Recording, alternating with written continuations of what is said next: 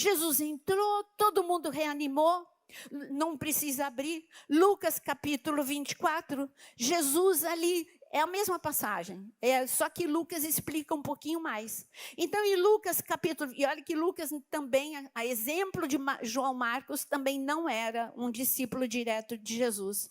Mas ele era médico, ele era melancólico. Quando ele ficou entrevistando todo mundo, ele pegou tanto detalhe que ele tem mais detalhe do que alguns discípulos que foram diretos. Ali, ele foi o único que deixou registrado um aviso de Jesus: não saiam de Jerusalém sem que vocês sejam revestidos de poder. Sabe esse aviso? Não é só para casa. Sabe aonde ele estava quando ele deu esse aviso? Na casa de João Marcos. Ele estava em que ambiente? Um ambiente completamente familiar. E ele estava falando: gente, não dá para sair sem casaco no inverno, não dá para você sair sem o guarda-chuva na chuva, e não dá para sair, colocar o nariz para fora sem revestimento de poder no mundo em guerra. Nós estamos no mundo em guerra e a igreja está desprovida de poder. Quando eu digo a igreja, eu estou falando do corpo de Cristo. A igreja sai para trabalhar, sai para estudar, sai para fazer as coisas sem entender que não podemos sair sem revestimento de poder. Gente, Pentecostes é revestimento de poder. Nós precisamos deste revestimento. E Jesus disse: não saiam.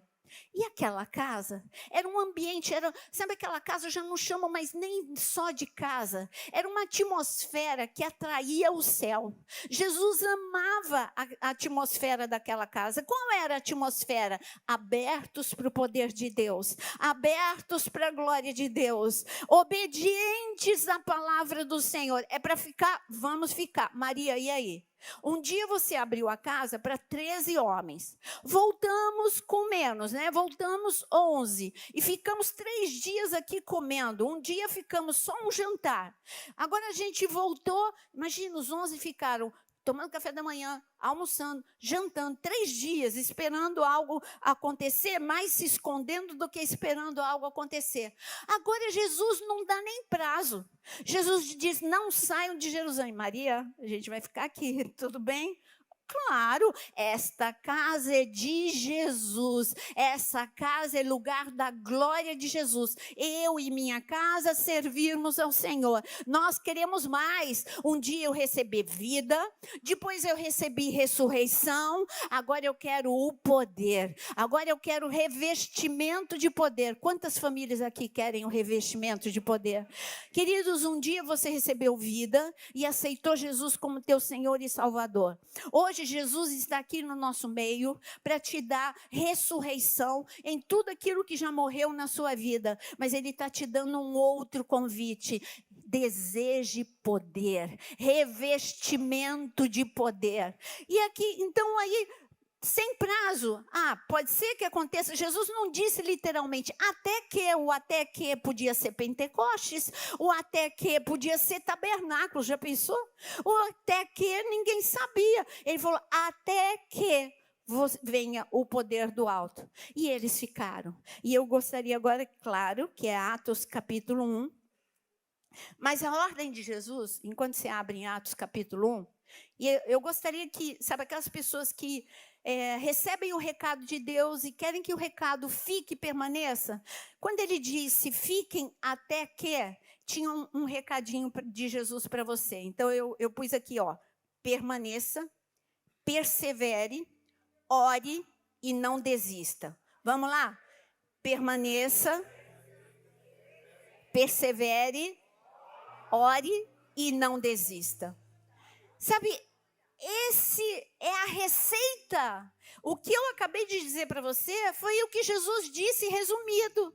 É a receita do poder de Deus sobre a sua vida, sobre a sua família. Maria e o marido não tinham noção que a casa deles seria assunto hoje aqui, no ano de 2025, 2000 anos depois. A casa deles seria assunto. Sabe, Raabe não pensava também que a casa dela seria assunto tanto tempo depois. A sua casa é assunto no céu.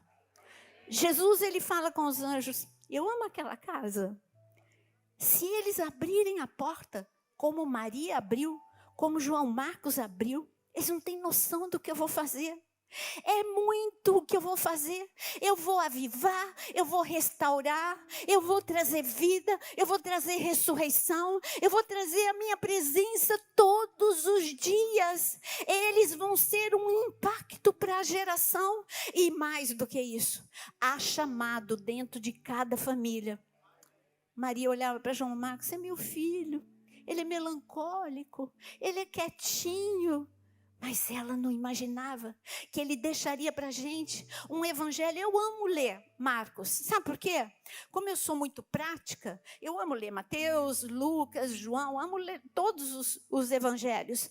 Mas quando a gente estava fazendo devocional o mês passado e era Marcos, eu falava, eu amo João Marcos. Parece um evangelho curtinho, tudo muito rápido, tudo resumido, mas é tudo assim, na velocidade e no impacto, na velocidade e no impacto, bem o estilo que eu gosto, velocidade e impacto, velocidade e impacto. E ele marcou uma geração e continua marcando. Quando você lê João Marcos, pensa, eu estou lendo o resultado de uma casa que abriu a porta para Jesus. Agora, Atos capítulo 1, para a gente poder orar. Atos capítulo 1, essa casa continua. E no versículo 14, todos estes, é porque eu já estou indo mais para frente. Todos estes, ele está aqui o nome dos discípulos. Todos estes perseveraram unânimes em oração com as mulheres, com Maria, irmã de Jesus, mãe de Jesus, e com os irmãos dele. E naqueles dias levantou-se Pedro no meio dos irmãos. Ora, compunha-se a assembleia de umas 120 pessoas. Quantas pessoas tinha aqui mesmo? 120. 120, mas cadê a multidão? Cadê aquela multidão que não deixava Jesus nem andar? Cadê aquela multidão que apertava Jesus? Cadê aquela multidão que não deixava os discípulos terem tempo nem para comer, nem para dormir? A multidão só quer milagre. Agora, 120, que era o remanescente, era um grupo pequeno diante de tantas coisas que Jesus fez para impactar durante 3 anos. Era um pequeno grupo. Então, quando as pessoas não entenderem, o que você está falando de Pentecostes? O que você está indo para a igreja falando de Pentecostes? O que é isso? Isso já passou, isso já aconteceu, isso não acontece mais. Deixa essa pessoa falando sozinho, viva você, Pentecostes. Ele vai ver o resultado na sua vida e vai querer vir atrás de você. O Senhor, ele não chama uma grande multidão, é um remanescente de 120. Olha, Jesus, a gente está aqui, nós estamos permanecendo, perseverando. E sabe onde que estavam os 120? Na casa que Jesus amava, na casa de Maria. Como eu sei, no capítulo 2, versículo 1. Ao cumprir-se o dia de Pentecostes, estavam todos reunidos no mesmo lugar. E aonde era este lugar? Está escrito, leia Atos 1 e Atos 2, no cenáculo. E aonde era o cenáculo? Naquela casa, naquela família. E o que é que todos viveram dentro daquela casa que Jesus amava tanto? Dentro daquele ambiente familiar. Aquela família não era espectadora. Aquela família era participante da glória. Você não é um espectador da glória. Você é um participante da glória de Jesus. Maria estava lá recebendo. O marido de Maria estava lá recebendo. João Marcos estava lá recebendo. Eles estavam sendo incendiados. E Jesus tinha uma brasa para cada um. Jesus tinha uma porção de avivamento para cada um. Então, se você quer abrir a sua casa agora, se você quer que a sua família seja transformada como a família de Maria e de João Marcos, fique em pé neste momento. Aquela família, aquela casa, Jesus entrou. Aquela casa, Jesus entrou uma vez na Páscoa para fazer a ceia. Jesus entrou de novo para dizer: a morte não me venceu. E Jesus entrou de novo naquela família para falar: eu vim trazer poder do alto para vocês.